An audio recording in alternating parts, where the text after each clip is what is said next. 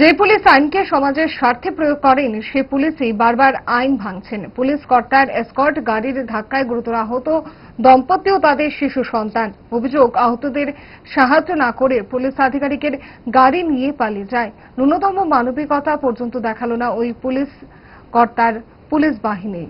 পুলিশের এই হেন ব্যবহারে চৈত্রের তপ্ত দাবদাহের মতো আগুন জ্বলে উঠল প্রতিবাদী জনতার মুখে। প্রতিবাদী উদয়পুর রাজারবাগ হাউজিং বোর্ড এলাকার মানুষ সড়ক অবরোধ করে বিচার চাইলেন।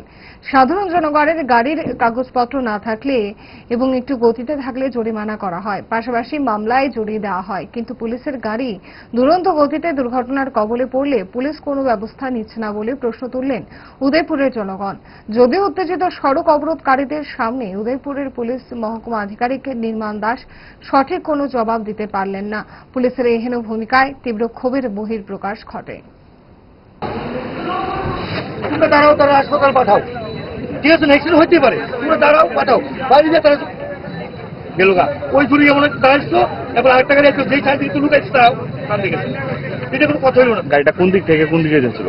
মেমুখে মাথার বাড়ির দিকে। আগরতলা থেকে মাথার বাড়ির দিকে। এখন আপনারা কি চান? আমরা চাই ওই গাড়ির এবং ড্রাইভার বসে যারা আসুক, গাড়ির নাম্বার পর্যন্ত আমরা ক্যাচ করছি এবং ওই এম পরিবহনের নাম্বার দেখা যায়। ওই গাড়ির কোনো ইন্স্যুরেন্স নাই, কিছু নাই, পলিউশন নাই, কিছু নাই।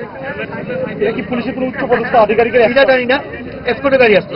একটা বাচ্চা গেল ঘরে রয়েছে, এই বাচ্চার প্রতি সবার একটু দায়বদ্ধতা তারা গন্ধ করা।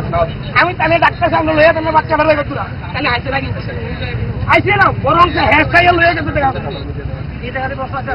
এই জায়গাতে আর আপনারা পুলিশ প্রশাসন শুধু এই কথাটা বলে, এই গাড়িটা কার সহযোগিতা করেনি তাদের। হ্যাঁ, এটা হচ্ছে ঘটনা।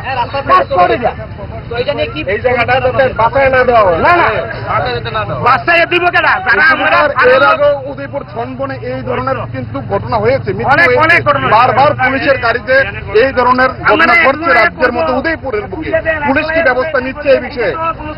এই বিষয়ে পুলিশ কি ব্যবস্থা নিচ্ছে? সাধারণ মানুষকে তো ফাইন করা হচ্ছে, পুলিশের গাড়ি কেন ফাইন করা হচ্ছে না? এই বিষয়ে কি বলবেন? আমরা বারবার দেখি জাতীয় সড়কের মধ্যে ফাইন করা হচ্ছে। যে সকল ভিআইপি গাড়িগুলি আসছে এই জাতীয় সড়ক ধরে, তাদেরকে কেন কোনো ধরনের ফাইন করা হচ্ছে না কেন? না না, ভাইলেন্স হচ্ছে ট্রাফিকের। ঘটনা